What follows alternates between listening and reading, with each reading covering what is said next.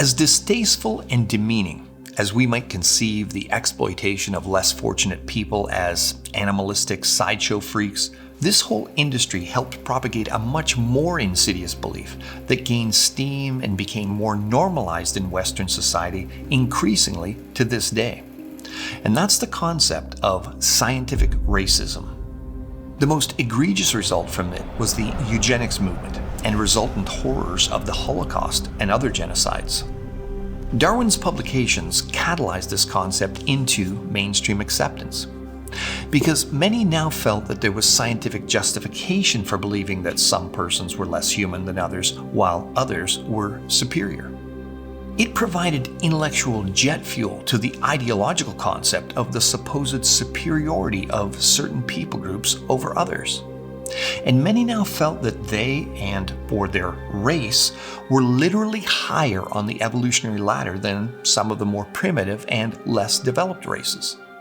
Even the American paleontologist, evolutionary biologist, and historian of science, Dr. Stephen Jay Gould, admitted, biological arguments for racism may have been common before 1859, but they increased by orders of magnitude following the acceptance of evolutionary theory. Understand that Gould was an atheist, a Marxist, and a giant amongst naturalists. He worked at the American Museum of Natural History.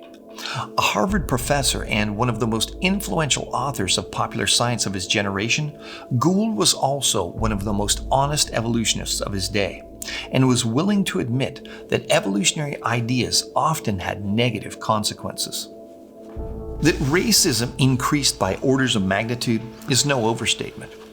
In the same year that Darwin's Descent of Man was released, Thomas Huxley, commonly called Darwin's bulldog, described people with light skin as bigger-brained and smaller-jawed, and had the following to say about people with dark skin. No rational man, cognizant of the facts, believes that the average Negro is the equal, still less the superior, of the white man. While it's almost never mentioned in today's popular articles, movies, or school curricula, the supposed racial superiority of Caucasians was boldly described in Darwin's treatise, one that Huxley and many others fully embraced. Darwin declared, at some future period, not very distant as measured by centuries, the civilized races of man will almost certainly exterminate and replace the savage races. At the same time, the anthropomorphous apes will no doubt be exterminated. The break between man and his nearest allies will then be wider, even than the Caucasian and some ape as low as a baboon, instead of as now between the Negro or Australian and the gorilla. Although the more Victorian-sounding terminology he used may sound strange to modern ears, Darwin's intermingling references to ape, anthropomorphous apes, i.e. the apes that appear more human-like, baboon, gorilla, Negroes, Australian Aborigines, and Caucasians suggested an evolutionary hierarchy, a conclusion that Huxley and many of his contemporaries also came to, which grossly stated was that black people, or Negroes, were less evolved than white people, or Caucasians, and could be seen as lesser persons. And all of this harkens back to the descriptive terminology used in the promotional material commonly used to describe the sideshow freaks that we've previously discussed.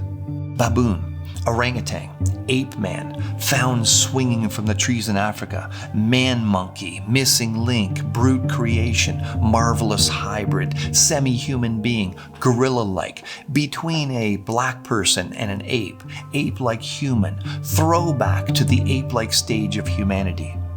Sideshow ads featuring ape men with other animalistic descriptions of humans served as subtle evolutionary sermons, grooming the general public towards a more evolutionary worldview. However, after Darwin's work was published, the subtlety largely disappeared.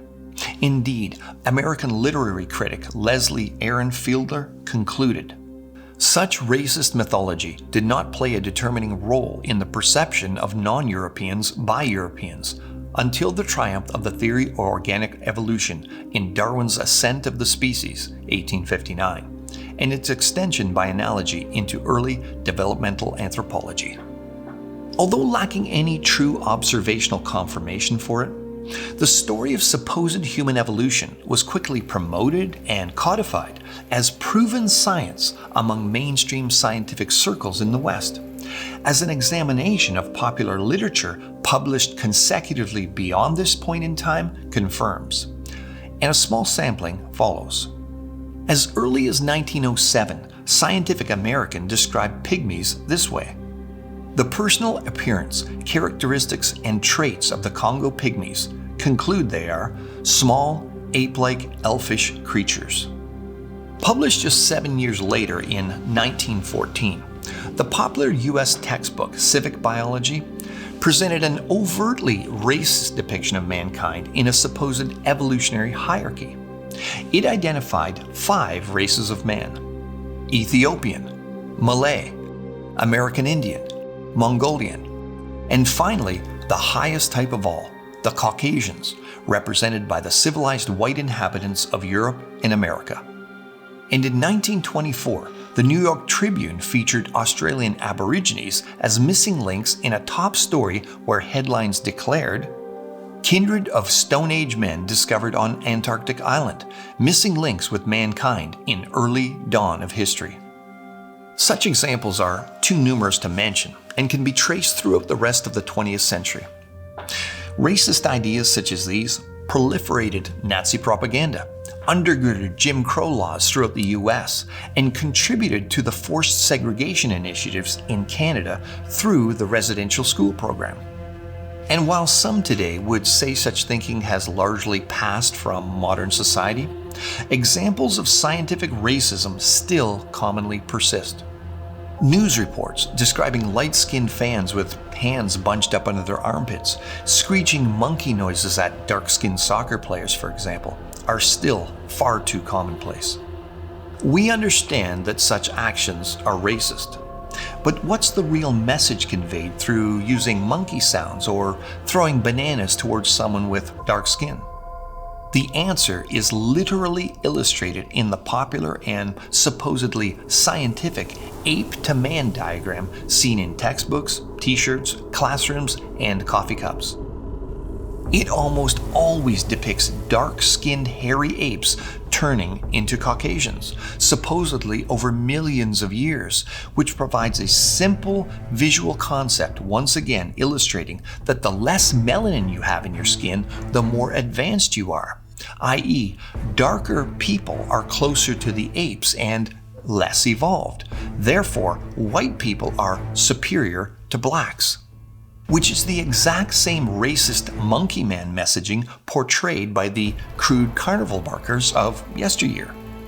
Again, remember the gorilla girl and man monkey references among the circus freaks that we've discussed?